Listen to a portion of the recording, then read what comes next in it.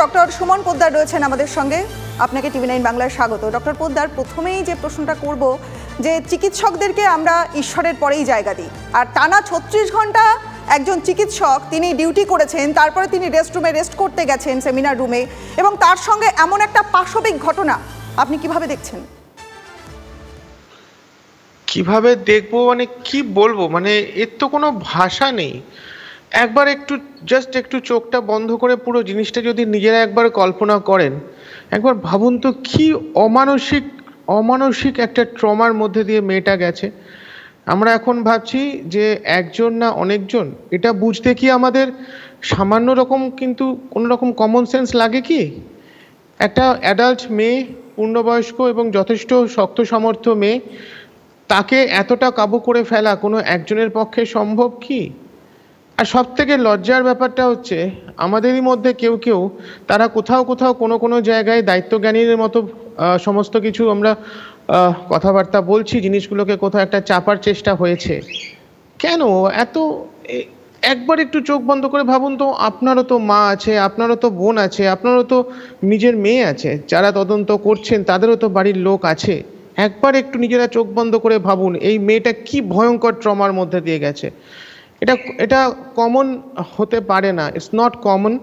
আর যেরকম কন্ডিশন হয়েছে, এটা আমি ক্রিমিনাল সাইকোলজি আমি জানি না, কিন্তু যেটুকু আমাদের সাধারণ বুদ্ধিতে বোঝায়, কোনো সময় মনে হচ্ছে এটা প্ল্যান্ড বা কোল্ড ব্লাডেড নয়তো, বড্ড শান্ত যেন পুরো ব্যাপারগুলো প্রথম দিকটা। আর এটাও অদ্ভুত যে পুরো জিনিসটা হয়ে গেল, এতক্ষণ বাদেও আমরা কনফিউশনে, আমরা একা একজন সঞ্জয় নাকি তার সাথে আরো অনেকে, এটা মানা যাচ্ছে না, সিম্পলি মানা যাচ্ছে। থেকে আমি লিমা কথা বলছি আপনার সঙ্গে। কালকে যখন সিপি প্রেস কনফারেন্স করেছিলেন তখন তিনি বলেছেন যে আমরা ইনভেস্টিগেশনের জন্য এখন কোনো তথ্য প্রেসের সামনে রাখতে পারবো না। যতবার বারংবার ঠিক যে প্রশ্নটা আপনি এক্ষুনি করলেন, বারংবার সাংবাদিকদের তরফ থেকে প্রশ্নটা করা হচ্ছিল, কিন্তু তারা কোনো রকম কোনো তথ্য সামনে রাখেনি। একটি কথাই বারবার বলা হলো, একজন অ্যারেস্ট হয়েছে, তার ভূমিকা কি সেসব বলা হয়নি, তার ডেজিগনেশন কি সেটা বলা হয়নি, শুধু বলা হয়েছে তিনি একজন ক্রিমিনাল।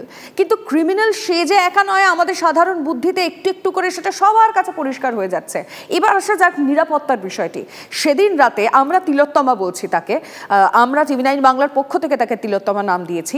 তিলোত্তমার সঙ্গে যে ঘটনা ঘটেছিল, আপনার মনে হয় না যে সবটাই আগে থেকে জানা ছিল?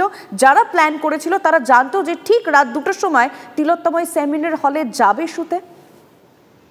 এক্স্যাক্টলি, সেটাই কিন্তু আমি সেটাই বলছিলাম। দেখুন, এর জন্য প্রপার গোয়েন্দা বা কিছু বিশাল বড় নেতা হতার প্রয়োজন নেই, কিন্তু সাধারণ সেন্সেই বোঝা যায়।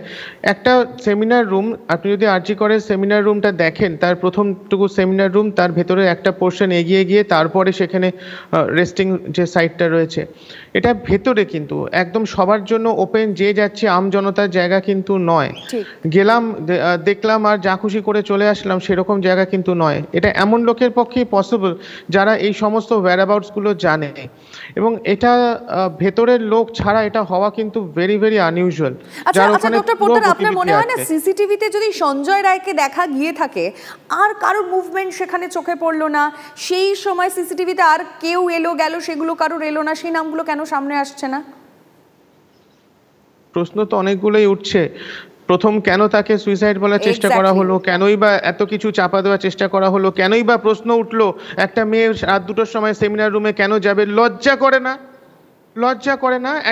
একটা ডাক্তার, সে যদি সেমিনার রুমে গেল না, কোন জায়গায় গেল, একটা ফুল হাউস, একটা আর্চিকর, তার ভেতরে আমি যদি সেমিনার রুমে যাইও বা, তাতে কেন প্রশ্নটা উঠবে, does that mean I am to be raped? Does that mean? লজ্জা করে না কথাগুলো যারা তুলছে?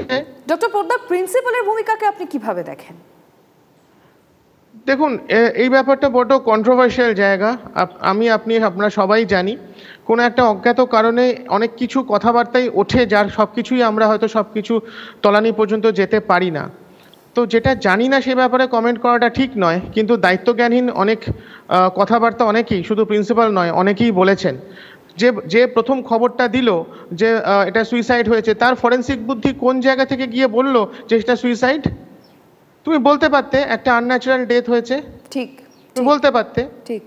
বাবা মাকে কেন এতক্ষণ ধরে ভোগানো হলো?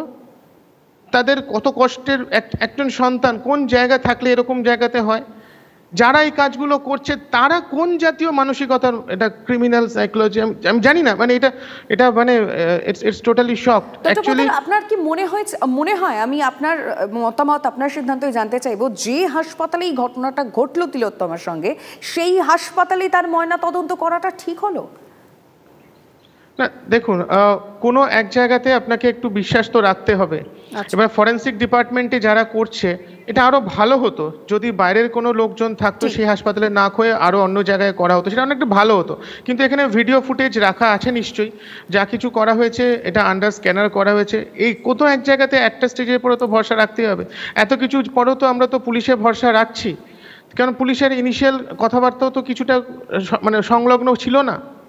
এখন তো আমাদের তাও তো পুলিশের উপরই ভরসা রাখতে হবে, কোথাও তো একটা জায়গায় গিয়ে ভরসা রাখতে হবে, বিকজ আমরা তো সবকিছু নিজেদের হাতে তুলে নিয়ে করতে পারি না, তাহলে তো সমাজটা সমাজ থাকতো। একটা কথা আপনি বললেন ডক্টর পোদ্দার, আমরা তো সত্যি নিজেদের হাতে রাখতে পারি না, তদন্ত করার জন্য তো পুলিশ রয়েছে। আমরা সত্যি কি আস্থা রাখতে পারি তাদের ওপর?